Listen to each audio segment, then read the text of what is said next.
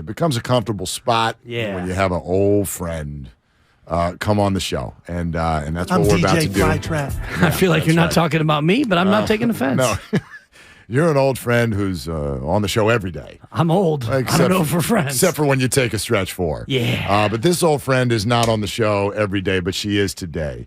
And dang it if we ain't real blessed to have her as the Warriors go flying up the board in the Western Conference. However, as always, everybody's only 2 losses away from being out of the playoffs entirely again. Yeah. So let's see where this is going. Hey, Ramona Shelburne, ESPN, or as we love to call you, Momo. What's going on? How are you, bud? We're hanging in there. I'm better now than it was a week ago when the Warriors didn't have a winning record. I know that. Did I tell you to chill? Yeah. Man. Yeah, I know. It's okay. The thing is about the Warriors. I mean, first of all, they're at home, so it's a different team when they're at home, as you know. But you got to just kind of have to look at them as a team that's, do you flip the switch? Is it how much longer do they have together? All of that is true, and yet I still kind of feel like when you see those glimpses like they do at home, it's in there, right? Like you just know it's in there somewhere. I don't know exactly how they're going to bring it out or do it together, but it's in there somewhere. And until somebody beats them in the playoffs, I still roll with them because they've got 4 titles there. Should Warriors fans also be buoyed or lifted, Momo, by the fact that the other teams around them are starting to really show their flaws? Yeah, I mean, and look, and the Warriors are getting steps back too, so that's maybe even the biggest factor in all of this. I think the Warriors know how they need to play. There is some level of they've got to figure out can this younger group do it on the road as well as at home. But you saw it last year, like they did it, and it's not just that they don't have Gary Payton Jr. or anything like that. Like they have done this before, and so it's kind of hard to get too worked up about them until I really see them fall. Until I really kind of see them fall down, because I think that they still kind of right, like they still are a team that has it in them. And when I was in LA early on, right before the All-Star break, Draymond kind of called out the team and how it plays defense and what it's doing. And they came back and were worse defensively when we first came up to the break, right? Yep. And I was like, ooh, that's very concerning. That's, he calls you out, and then I just said, wait a minute, they're on the road. They are still figuring this stuff out. They're figuring out some rotations. They don't have Steph back. Maybe Draymond's words don't have the same weight as they used to, or whatever it is. But let's give it like 10 more games, right? Like give it like 10 more games to see if they can make some adjustments and figure it out. And Mark, because you spent some time in LA earlier in your career, like teams that have been together a really long time, they're like an old married couple. You know what I mean? Like the love is still there deep down. You just gotta find. You gotta schedule a date night. You gotta find some time for romance, right? Because it's just you get stuck in the day to day. And I kind of feel like that's where the Warriors are. Like they're just getting through the season, and if they can get themselves on a little roll heading into the playoffs, which they have done each of the last 3 years, even the year they were bad, they did that, right? So I was just saying, I think what you're speaking of is continuity, and that's why I'll take a Nuggets, a Grizzlies, and a Warriors over a Kings and a Suns and a Mavericks and even a Clippers. But you tell me, Ramona, what is your list of viable Western Conference entrance into the NBA Finals? What is your list of teams you think actually realistically could do it? In the Western Conference? Yes. I think all of them. Come on. Denver could do it. I think Memphis could go. I think the Warriors could go. I think Phoenix could go. I don't know about the Clippers yet. I mean, part of me thinks that they can. There's just something that seems lacking with them. Like the other night, I watched Kawhi and he was awesome, and I was like, wow, if it's going to be Kawhi like this, then they really have something. But he can't do everything, and I don't know if the rest of the guys around them are enough. I don't know if they have enough time, but that's the fifth team I think could. Now, I actually thought the Lakers could too, until LeBron got hurt, and then I don't know when or if he's going to come back. Right? It's just if LeBron doesn't come back, there's no Lakers, right? But if he comes back, I think that's probably the best, most talented team they've had since they won the championship. That's nuts. Like the team that they have right now, if everyone's healthy, is probably better than the one they had that won the championship. So I'll put them in it. I don't think Dallas can do it this year. I think they're defensively they're too flawed and they're too dependent on those two guys. They need a couple transaction cycles to fill out that roster again. But I could see Phoenix.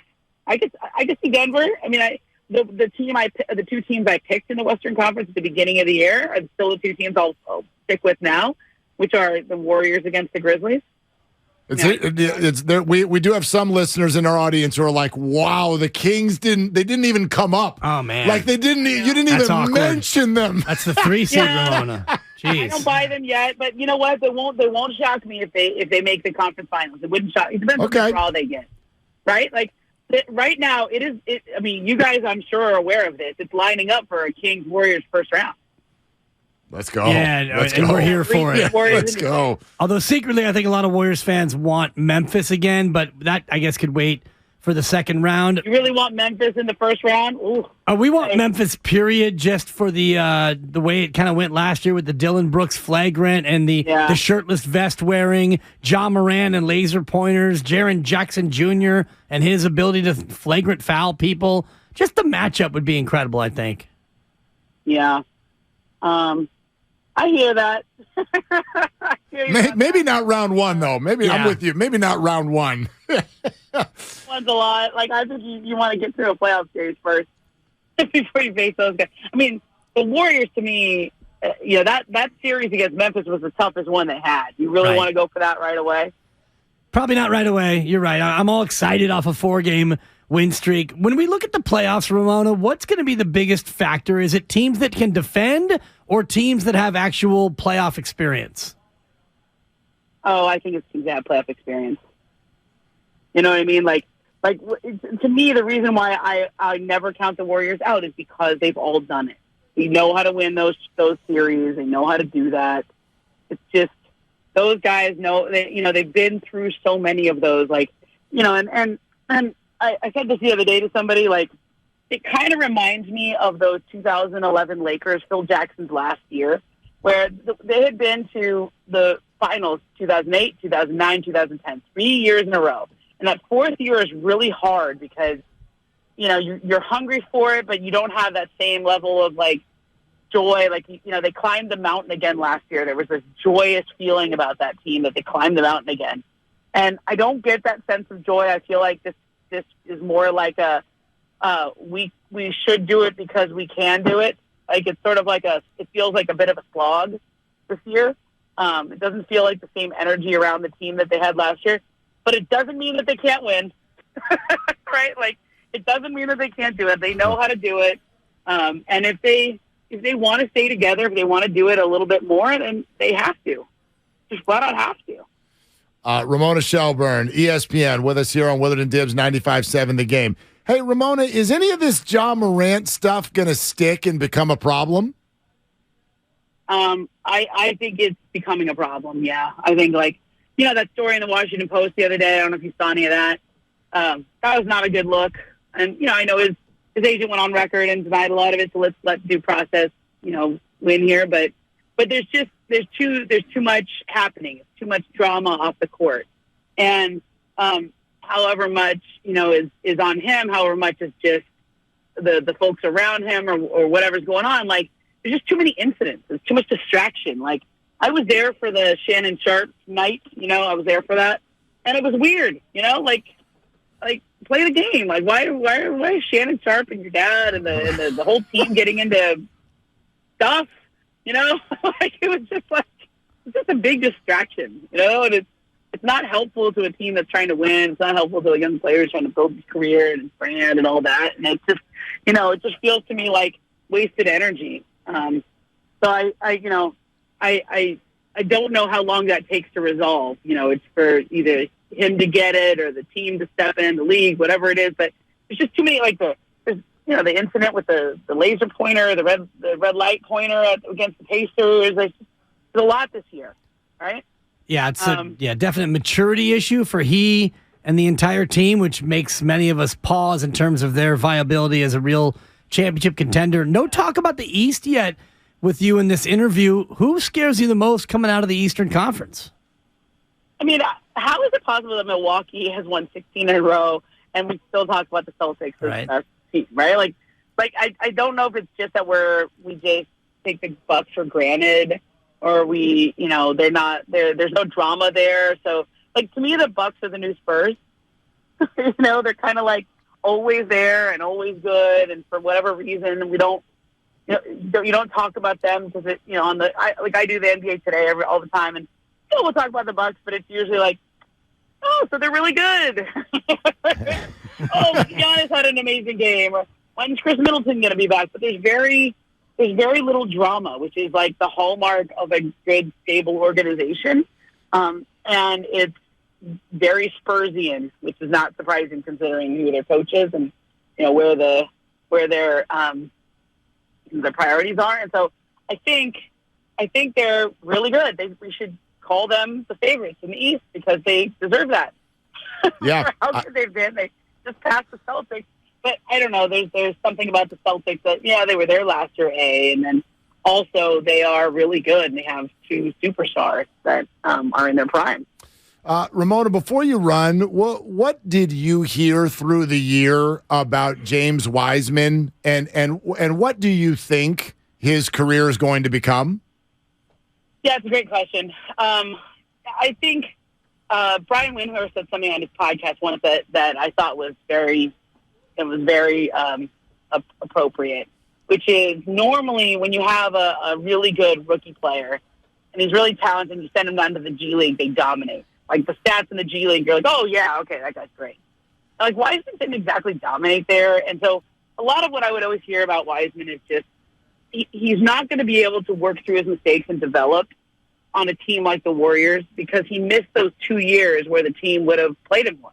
He was just out with injuries. It was like the COVID thing and then the COVID years and the knee stuff. And he missed all these summer leagues. And so, he didn't show enough in the time that they had him to commit to having $12 million, it was like 12.9, it was basically 13, pay him that much next year. And his value was going down and down and down. The longer they held him, the less they were getting for him. And the more expensive he was becoming for next year. And when you think about $13 million, it's not really 13. It's 13 versus, with all the luxury tax, like 4 times that much, like $50 million, right? And so, would you keep him and hold on to him at the expense of keeping Clay or Draymond or like some of the other great players on that team? Like it came to a point where the present caught up with the future, right? Like you could not waste a Steph, Clay, Draymond year by continuing to try to play Wiseman because it just didn't seem like the basketball. I don't want to say IQ because I think he's a smart guy. I don't mean it like that. It's like he's not ready to play at this level consistently in a rotation on a winning team yet. He just needs to go out there on a team like the Pistons and play a lot and just play through it. And then we'll see if there's enough there. But it's difficult because you had Andre Iguodala and Draymond and Clay mentoring him. I mean, they were always in his ear. I know how close those guys were. So there's almost no better place to learn. And yet, because he just couldn't play enough, they couldn't keep doing that on a team that needs to win now. Yeah, super interesting, and we're still keeping an eye on him for sure. Hey, Ramona, thank you. Yeah, always. Yeah. How did I do? Did I go out on a really long limb and I said all the teams can win? That was a little disappointing, to be honest. Yeah, and you didn't mention Houston in that when you mentioned all the teams. Right. That felt a little empty to me. Yeah, we're going to clip that and replay it again tomorrow. Listen, and I feel like you're right. I didn't point out the Kings, and you know what? I think they probably prefer it that way. I just caught up with all those guys last week. They're in town, and they do not mind being the underdogs here. If anything, I think that's good for them. Yeah, you made their bulletin board. You There's tried to douse the beam, Ramona, is what you did.